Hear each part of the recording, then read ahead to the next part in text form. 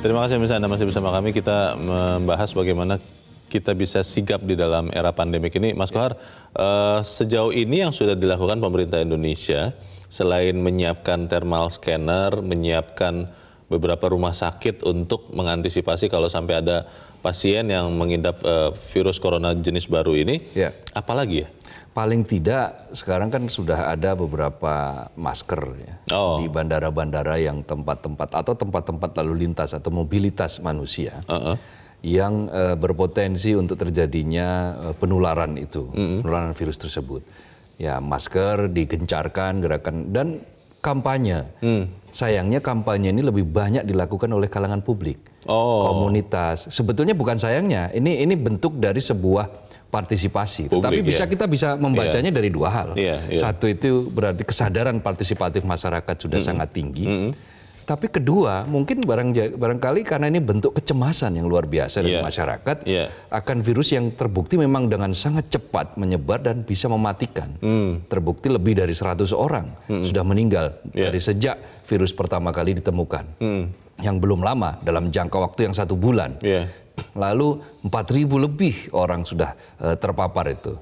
Nah, artinya dengan kemungkinan dua hal ini maka pemerintah harus melakukan banyak hal lagi, lebih gencar lagi, apa itu sosialisasi kepada masyarakat, baik melalui media konvensional maupun melalui media sosial atau melalui komunitas-komunitas.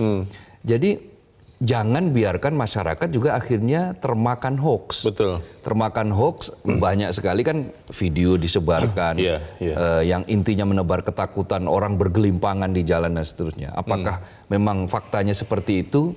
Ya, Anda bisa menyaksikan berita-berita di video-video di Metro TV, beberapa mahasiswa kemarin melaporkan situasi di kota Wuhan dan menunjukkan memang ada isolasi, tempatnya sangat sepi karena memang dibatasi orang bepergian supaya tidak terjadi penularan.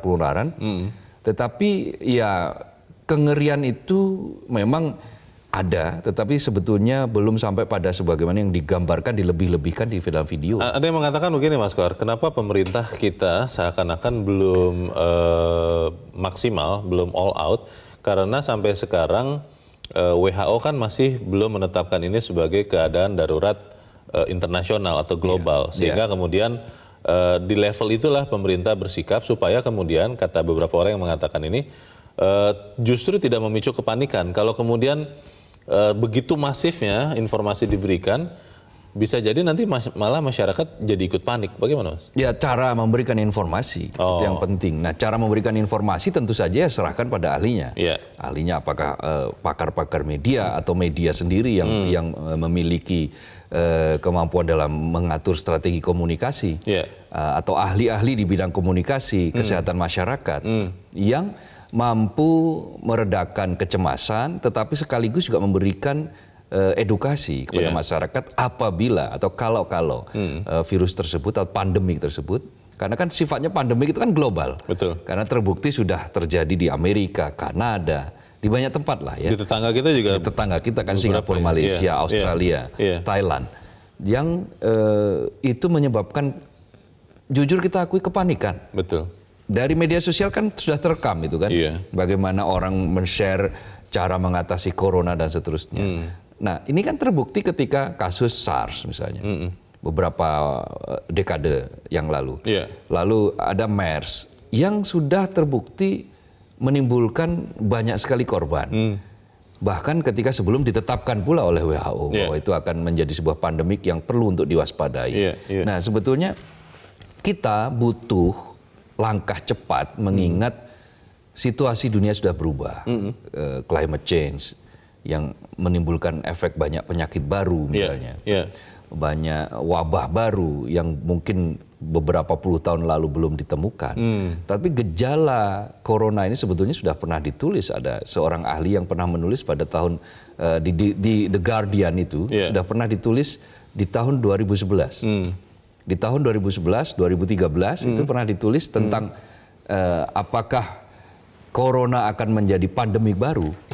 Buktinya 10 tahun kemudian atau 9 tahun kemudian terbukti itu menjadi sebuah pandemi. Di editorial Mas Kohar dikatakan di beberapa bagian akhir bahwa termasuk menjadi masalah ketika kita punya undang-undang yang terlalu tua. Iya. Ini Undang-Undang Nomor 4 tahun 1984 Sudah 36 tahun. Iya, wabah kita. penyakit menular. Tapi pertanyaannya kan begini, ya kita sudah sama-sama tahu bahwa masalah mengubah undang-undang, merevisi, mencabut, menambah, mengurangi, atau bahkan memunculkan hal yang baru, ini kan bukan perkara mudah. Itu juga menjadi alasan kenapa Omnibus Law akhirnya yang berusaha dipakai oleh pemerintah. Nah, kalau kemudian kita berusaha untuk mengubahnya sekarang misalnya, apa tidak ketinggalan ya?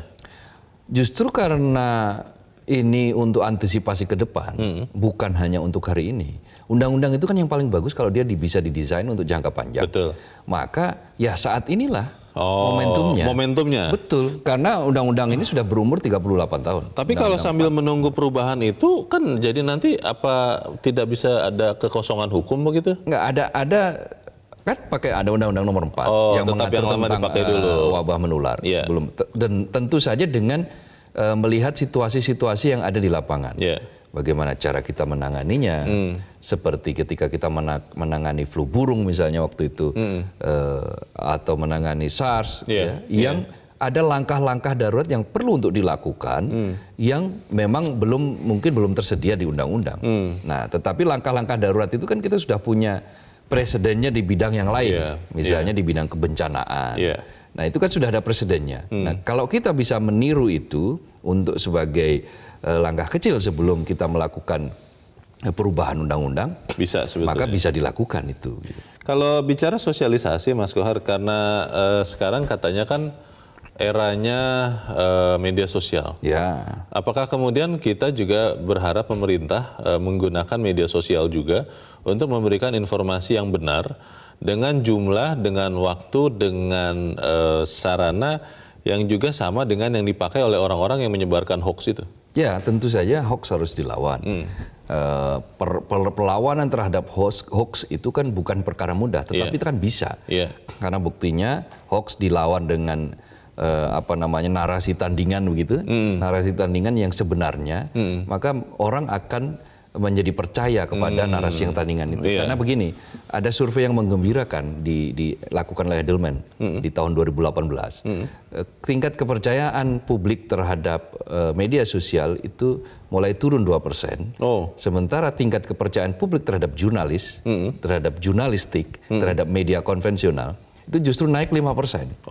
Artinya apa? Sudah mulai ada titik equilibrium, keseimbangan yang baru. Ketika masyarakat semakin jenuh dan bertanya-tanya, loh ini yang benar yang mana sih? Nah, pada titik itu masuk media-media yang mainstream, media konvensional, dan itu bisa digandeng gitu loh, oleh Kementerian Kesehatan, oleh pemerintah, oleh Kominfo, untuk mengkampanyekan ini, bagaimana menangani yang benar. Beberapa waktu yang lalu, waktu editorial juga membahas corona, ada salah satu pemirsa yang mengusulkan pemerintah membentuk satu crisis center yang terpusat, yang kemudian menjadi satu pintu dan terus-terusan mengupdate informasi, karena kalau kemudian ada jeda informasi juga justru di situ masuknya hoax.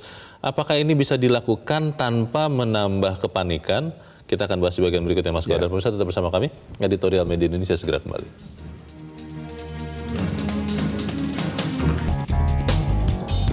Terima kasih pemirsa, Anda masih bersama kami. Mas Abdul Kohar, sebelum kita mendengarkan pemirsa dan juga mencari tahu bagaimana kita bisa membentuk kesiapsiagaan ini, kita sudah terhubung dengan Direktur Yayasan Pemberdayaan Konsumen Kesehatan Indonesia lewat saluran telepon, Marius Wijayarta. Pak Marius, selamat pagi, Pak. Selamat pagi. Ya, Pak Marius, kita menghadapi virus corona dan pemerintah sudah menyiapkan sekian bandara yang menjadi perlintasan manusia ataupun menuju Tiongkok. Kemudian kita juga mendengar pemerintah sudah menyiapkan lebih dari 100 rumah sakit untuk kalau sampai ada pasien yang menjadi penderita corona jenis baru ini. Itu seperti apa Pak kesiapsiagaannya, Pak Marius? Jadi dari kemarin malam kebetulan teman-teman saya memberi laporan ke saya. Saya kan punya wakil kan di daerah banyak, seperti dokter juga. Ditanya bagaimana kesiapan di sini. Wah, nggak ada kesiapan apa-apa kok. Katanya memulihkan kalau sampai masuk. Kenapa dibilang tidak siap, Pak? Ya kan kalau orang diduga corona kan pertama kali rumah sakit harus menyediakan ruangan isolasi khusus kan. Ruangan khusus di rumah sakit, isolasi khusus. Iya. Kayak di Suyati sama itu kan itu benar itu standar itu. Betul. Misalkan dia ruangnya kan sendiri harus bertekanan negatif kan. Udara dari luar nggak bisa keluar, dari dalam nggak bisa keluar. Oke. Di darat Itu nggak ada isolasi seperti itu. Jadi itu belum ada Pak, maksudnya di rumah sakit yang anggota Di Bapak itu Bapak dokter di ada. rumah sakit atau bagaimana Pak Marius? Teman-teman saya kan banyak kan dokter juga. Waktu saya di daerah banyak. Saya bagaimana persiapan untuk corona? Wah nggak ada siapan apa-apa Pak Marius. Oh, saya juga Iya, pengen iya. tahu dari teman-teman daerah. Ini kan nggak kemana. Pak Marius. Pak Marius. Satu lagi. Wah, Iya. kan kalau orang menangani penyakit virus kan beda. Peralatan juga nggak ada. Misalkan baju kayak semua itu nggak ada. Oke. Siapa yang mau merawat dirinya nggak terlindungi ya? Pak Marius, apa yang harus dilakukan oleh pemerintah segera Pak? Ini pertanyaan terakhir Pak, supaya kemudian kesigapan ini meningkat. Jadi segera peralatan-peralatan untuk menangani untuk pasien virus itu segera dilengkapi.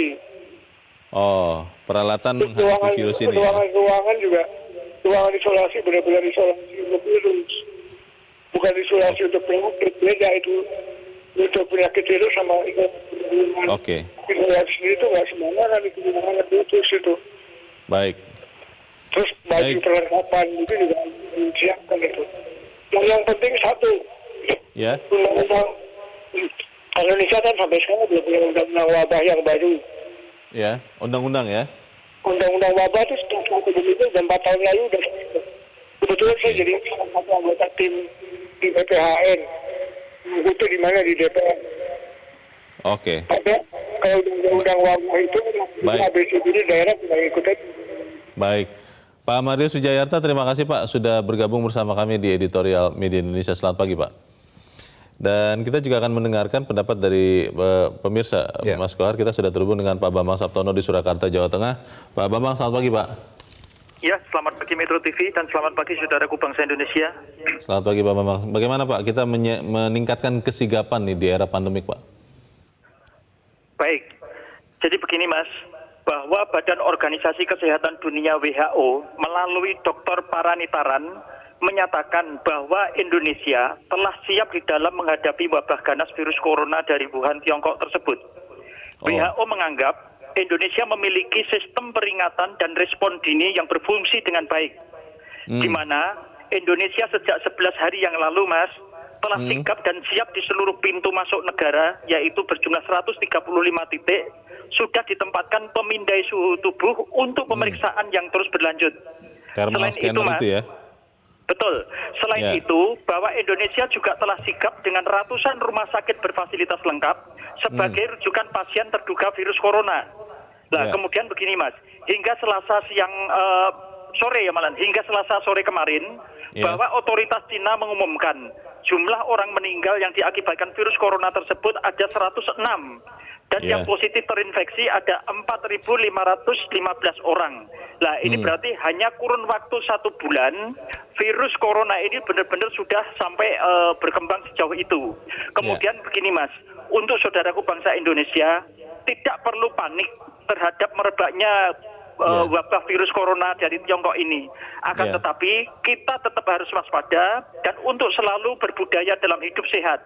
Kemudian terkait Undang-Undang Nomor 4 Tahun 1984 tentang wabah penyakit menular, kami sangat mendukung apabila ditinjau ulang dan untuk direvisi karena usianya yang sudah benar-benar tua Mas, 36 tahun, di mana tidak hanya mengatur epidemik, akan tetapi ke depan juga untuk mengantisipasi wabah pandemik. Hal ini demi untuk melindungi rakyat Indonesia. Ya, terima kasih Mas. Terima kasih Pak Bambang di Surakarta, Jawa Tengah. Selamat pagi. Di belakang Pak Bambang ada Pak Yunus Luwat di Tanjung Selor, Kalimantan Utara. Pak Yunus, selamat pagi. Selamat pagi Indonesia tercinta, NKRI. Selamat pagi Pak Yunus, silakan Pak.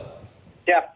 Kami dari Tanjung Selor, Kabupaten Bulungan, Provinsi Kalimantan Utara, memang ikut berpikir keras di era pandemik, kesiapan era pandemik dari corona. Jadi bagaimanapun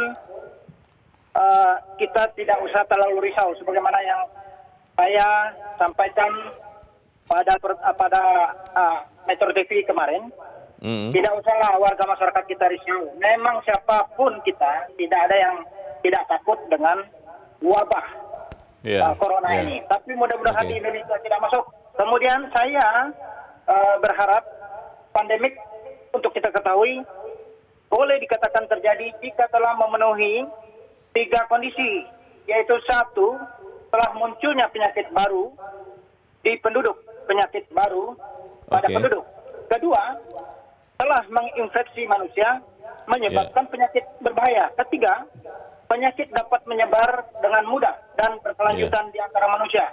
Oleh sebab itu, penuh kami harap kepada pihak pemerintah pusat, provinsi, kabupaten kota, atau pemerintah daerah. Mari kita saat ini pikir untuk mengantisipasi, lebih baik bertindak secara preventif daripada kuratif. Semoga warga masyarakat Indonesia seluruhnya di Republik tercinta ini aman, damai. Kecuali yang ada di Wuhan. Tapi kita doakan dengan iman percaya pada Tuhan, supaya anak bangsa kita yang bersekolah di sana juga terselamatkan, terhindar dari bahaya virus corona. Baik, terima kasih Pak Yunus di Tanjung Selor, Kalimantan Utara. Di belakang Pak Yunus ada Pak Nugroho di Jakarta. Pak Nugroho, selamat pagi Pak. Selamat pagi Bung Kohar, selamat pagi Bung Leonard. Selamat pagi, silakan Pak Nugroho. Menghadapi epidemik dan pandemik ini, kita tidak perlu panik, itu yang paling utama. Kenapa tidak panik? Karena kepanikan itu akan membuat kita ini malah kehilangan kewaspadaan, berlebihan, dan akhirnya malah jadi bencana. Yang kedua, kita harus mempunyai tanggapan terhadap epidemik dan pandemik dengan yang darurat seperti sekarang ini dan yang permanen. Karena wabah itu bisa karena kelakuan manusia atau buatan manusia. Ini yang harus kita pahami. Oleh karena itu, dalam menghadapi wabah yang darurat seperti Wuhan ini, pemerintah sudah tepat memperlakukan semua sistem yang ada. Tetapi yang lebih penting lagi untuk menghadapi semua epidemik dan pandemik yang akan mudah terjadi dalam era proxy war sekarang ini adalah bagaimana pemerintah meningkatkan kesadaran rakyat untuk menjaga kesehatan dan kebersihan. Baik. Yang kedua, menjaga kesejahteraan rakyat. Kalau rakyatnya tidak sejahtera, mereka hidup di tempat-tempat yang kumuh, itu mudah jadi epidemik dan pandemik. Jadi dalam hal ini, kesadaran global adalah bagaimana kita meningkatkan kesatuan bangsa dengan sebaik-baiknya melawan segala epidemik dan pandemik dengan tidak panik. Baik, terima kasih Pak Nugroho di Jakarta. Selamat pagi Pak. Kita akan membahas pendapat para pemirsa, tapi kita harus jeda dahulu Mas Kohar. Dan pemirsa tetap bersama kami, Editorial Media Indonesia segera kembali. Terima kasih pemirsa, kita ada di bagian akhir dari diskusi kita pagi ini. Mas Kohar, tadi ada 3 penelepon anggota masyarakat yang mengatakan pemerintah sebenarnya sudah mulai bekerja. Tapi sebelumnya tadi ada Pak Marius dari Yayasan Pemberdayaan Konsumen Kesehatan Indonesia yang mengatakan menurut teman-temannya ada beberapa tempat yang terutama di daerah yang belum benar-benar siap. Nah ini kan masukan yang berharga juga kalau memang ternyata itu benar ya. Nah pertanyaannya begini, sampai sejauh ini kita sudah melihat belum Kementerian Kesehatan sebagai yang paling punya wewenang di dalam hal ini sudah dengan reguler, dengan masif menyampaikan informasi terkait dengan virus corona jenis baru ini? Dengan sangat agak prihatin ya, kita katakan ya belum sepenuhnya sosialisasi itu menjangkau pada semua lapisan masyarakat. Karena memang sepertinya masih tergagap ya, situasinya masih tergagap bagaimana menghadapi virus baru ini. Tetapi mungkin sedang menyusun skema tentang itu. Tetapi jangan terlalu lama gitu. Terlalu lama, segera lakukan diseminasi. Yang paling penting juga bagi policy maker, bagi pembuat undang-undang, legislator, sudah mulai memikirkan bagaimana ini membuat sebuah undang-undang yang mampu mengatur situasi pandemik itu. Sebagaimana dikatakan di editorial, undang-undang itu bukan sekedar bagaimana kesiapan, kesiapsiagaan, tetapi juga pembiayaan riset. Kenapa? Karena pengalaman yang sama di Amerika Serikat misalnya, dia memiliki undang-undang pandemik yang sudah di dalamnya masuk pemahaman tentang riset tentang wabah. Nah, kita kalau bisa melakukan itu, riset tentang wabah, kemungkinan yang terjadi seperti tadi misalnya saya katakan, informasi dari The Guardian akan datangnya virus corona jenis baru, novel corona itu kan sudah di-announce 8 tahun yang lalu, sudah disampaikan 8 tahun yang lalu, yang bukan tidak mungkin merupakan hasil dari sebuah riset. Nah, itu pula mestinya yang dijamin oleh Republik ini dengan cara mengaturnya melalui memasukkan klausul tentang riset, pembiayaan riset, memberikan peluang bagi hadirnya riset untuk memahami tentang wabah-wabah baru ini. Karena saya yakin bukan hanya kali ini saja akan ada wabah.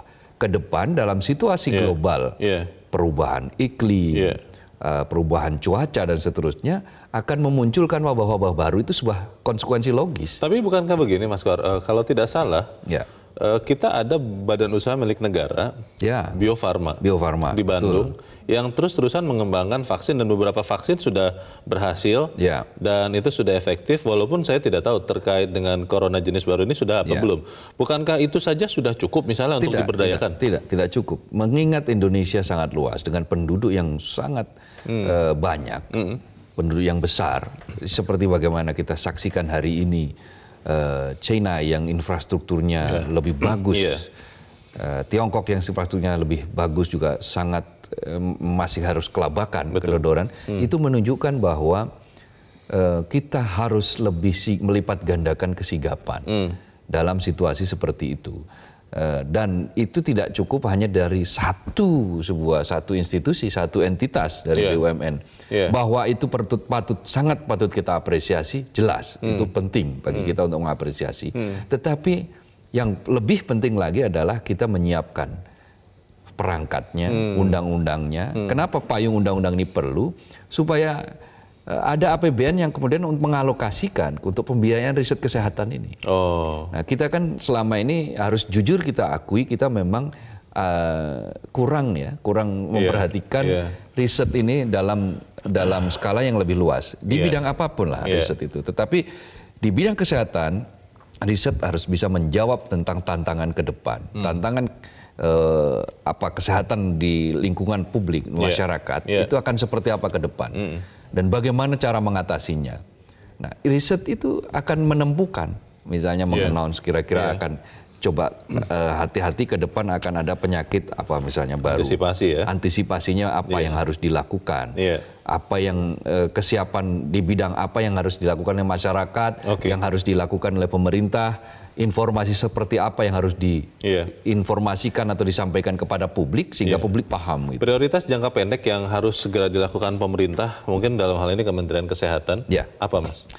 Satu, tenangkan masyarakat dengan informasi yang akurat bahwa apa yang disampaikan itu sudah benar adanya. Dan ini harus reguler ya? Negara harus hadir, itu yang paling pertama. Harus reguler selalu dilakukan. Kalau disebutkan tadi misalnya ada 100 sekian titik rumah sakit, harus benar-benar diyakinkan kepada masyarakat bahwa ratusan rumah sakit tersebut memang sudah siap. Kasih lihat gambarnya, orang-orangnya ya. Nah, ruang-ruang isolasi sebagaimana tadi dikatakan Pak Marius, yang di daerah-daerah belum terlihat, karena ruang isolasi untuk virus adalah sesuatu yang berbeda. Nah, tentu ini juga harus mulai dipikirkan, disiapkan supaya ketika mudah-mudahan tidak terjadi ya. Tapi kalaupun harus ada terjadi suspek itu, kita bisa langsung segera mengatasinya lebih cepat. Baik, kita tunggu segera karena kecepatan penyebaran penyakit apalagi lewat virus ini sangat cepat ya. Ya, dan belum ditemukan vaksinnya. Kan, ya. Jangan sampai kita kalah dengan itu. Mas Abdul Kohar, terima kasih sudah hadir di sini Mas. Selamat pagi. Ya, selamat pagi Leo. Pemirsa, jika berkaca pada Undang-Undang Amerika Serikat soal pandemik, kesiapan mereka tidak hanya meliputi pembangunan sistem kesehatan.